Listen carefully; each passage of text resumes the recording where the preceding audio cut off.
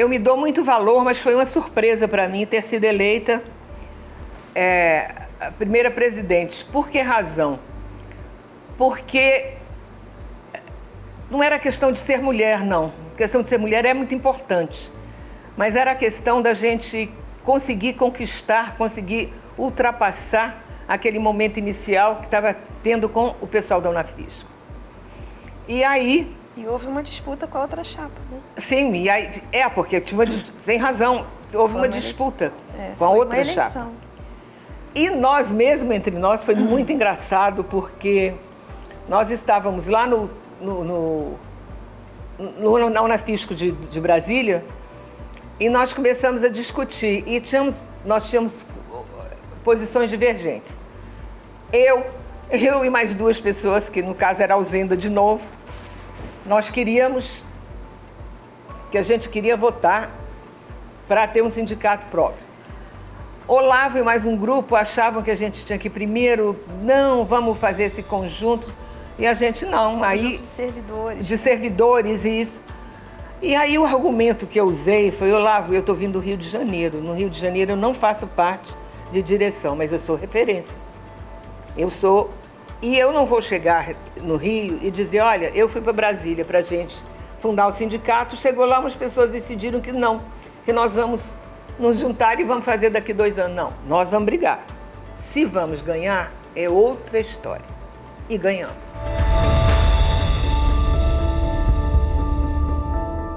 Nós pegamos as 10 regiões fiscais da Receita e nessas 10 regiões fiscais nós escolhemos 2 auditores dos mais tarimbados na parte de fiscalização.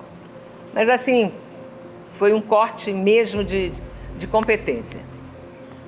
E mandamos todas as cópias para eles, para cada um, para 2 em cada coisa, mandamos para todas as regiões.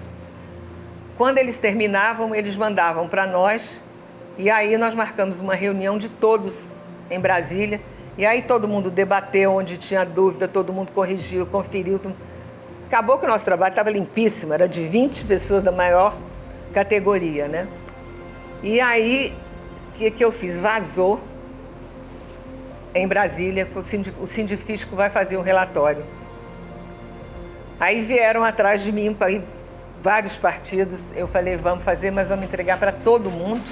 No dia tal, estará embaixo da porta dos gabinetes a cópia dos relatórios para todo mundo no dia tal. E todo mundo chegando cedo, aquele negócio todo. Às 7 horas da manhã, nossos funcionários todos do Sindicato de Brasília saíram todos com segurança e cada um para um lugar, cada um nos gabinetes de todo mundo. Quando chegou às 10 horas, que era a hora 9 ou 10, que deram 10, da minha entrevista, lotado, imprensa, tumultuado, os parlamentares nos seus gabinetes lendo, e a imprensa, que é isso? Pergunta, acabou meio-dia a entrevista. Voltamos para o sindicato. Quando chegamos no sindicato, já tinham vários telegramas e telefonemas dos parlamentares dizendo o seguinte: eu não ia assinar o pedido da CPI. Isso é agora, por causa do relatório de vocês, eu vou assinar.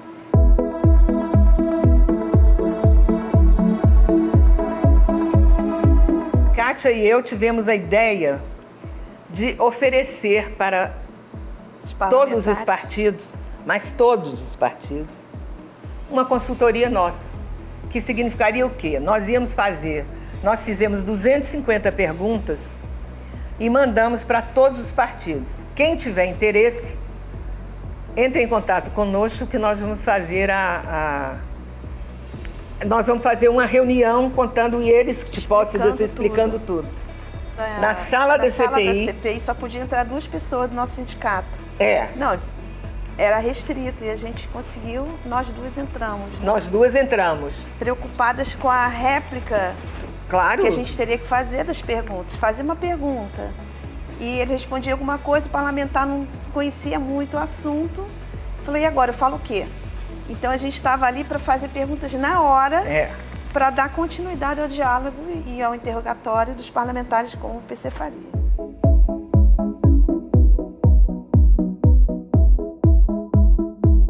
Não, aí me ligaram e eu falei, aceito sim.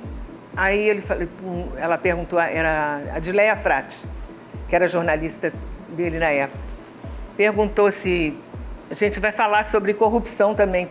Tudo bem? Eu falei, tudo bem. E o Jô não queria. Por quê? Porque até então, e também depois, ele só tinha entrevistado gente de sindicato das centrais sindicais. Do Vicentinho. Paulinho da Força, Vicentinho, só de central sindical. Um sindicato, assim como o nosso, sozinho, não.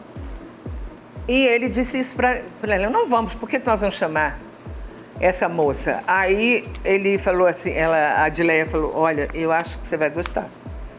E agora a gente vai chamar assim, você não pode... Não queria.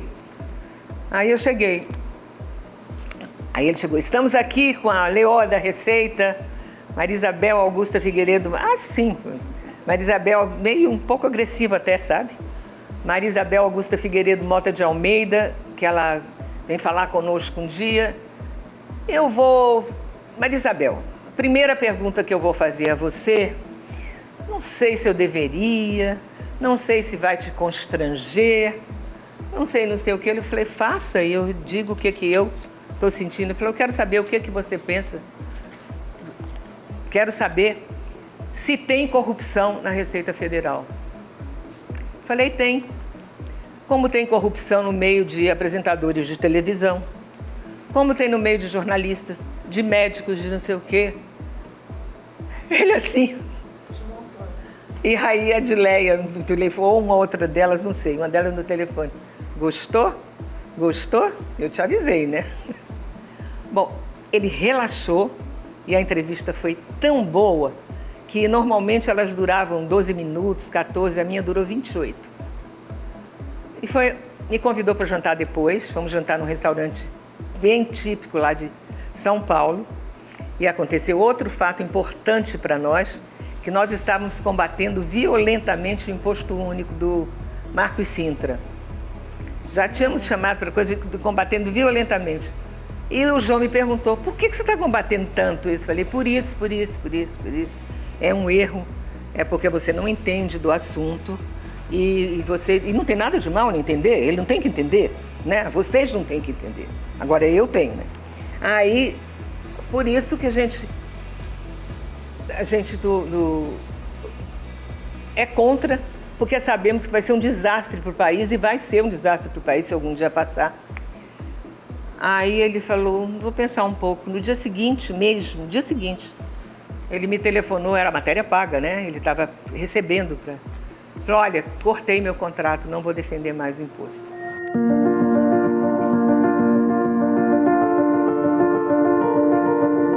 Queria lembrar que a Isabel, na época que foi muito boa para a Receita Federal, quando a gente teve como secretário da Receita o Osíris, já citado aqui por ela, Lopes e Isabel, muito amiga do Osíris e trabalhou na assessoria dele. E nessa época foi muito bom para a gente porque acho que foi o momento que tivemos mais mulheres assumindo os postos assim, do alto escalão da Receita Federal, como superintendentes, delegadas, delegacias grandes. E foi muito, muito bacana. Eu queria que Isabel falasse como é que foi isso aí. Se ela teve alguma influência sobre essa questão das mulheres nesses cargos, né? Começamos a compor uma nova administração e claro que eu fiz todo o esforço para que fossem mais mulheres, mas sempre dentro daquele espírito. Ninguém foi nomeado por ser mulher. Todo mundo foi nomeado por ser muito competente e mulher. As duas coisas, não tem favor nenhum nessas nomeações. Deu muito certo e foi o período, eu acho que não teve outro período onde tivesse tantas mulheres nos cargos de superintendente, por exemplo, né? Eram sempre assim. E eu acho que essa questão de ser mulher tem maneiras de tratar, mas a responsabilidade maior disso, eu considero que é nossa.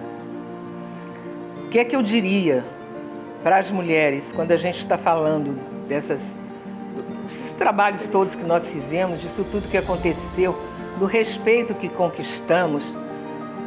Eu acho que basicamente, aí eu vou falar por mim, mas eu vejo isso em todas as minhas colegas, a nossa diretoria eram todas, foram sempre mulheres fortes. Fortes em que sentido? No sentido de não terem medo. Ou melhor dizendo, como eu ensinei para os meus filhos, no sentido de terem medo, mas enfrentá-lo. E porque nós não tem porquê. E nós enfrentamos muito machismo. Muito machismo na Receita. Era vergonhoso muitas vezes. Eu me lembro de ser determinado... E eu fazia questão absoluta de marcar minha posição sempre. Me lembro da gente estar em reunião com um monte de gente que eu apresentei uma ideia e vi um daqueles chefes. Mas filhinha, eu falei, por favor, o senhor pode me chamar de novo, do meu nome? Você ficou ofendida de chamar de filhinha? Claro, não sou sua filha e isso aqui não é uma casa. O senhor me trate com respeito. Se o senhor quiser que eu lhe chame de doutor, o senhor pode me chamar de doutora. Se o senhor não quiser, chamamos cada um pelo nome.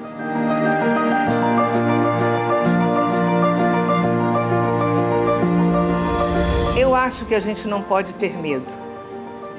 E não pode ter medo e tem que enfrentar, porque nós enfrentamos pressão para ceder, para fazer coisas erradas. A pressão para ter que ficar num setor X em vez do setor Y. E muito essa coisa de nos considerar menos do que os homens. Eu não me considero. Eu não quero que nenhuma mulher se considere menor do que qualquer homem. Por mais brilhante e inteligente que ele seja, há de ter um ponto em que eu sou mais preparada e outro em que ele é mais preparado, mas não como uma coisa genérica, assim. E é isso que eu desejo que aconteça nesse dia que nós estamos comemorando. Fico muito feliz de ter sido convidada, a Nori me comunicou gostaria de fazer uma homenagem às mulheres, e eu me sinto muito feliz de estar representando todas as mulheres do nosso sindicato e desejo a todos muito bom dia, que corra tudo muito bem.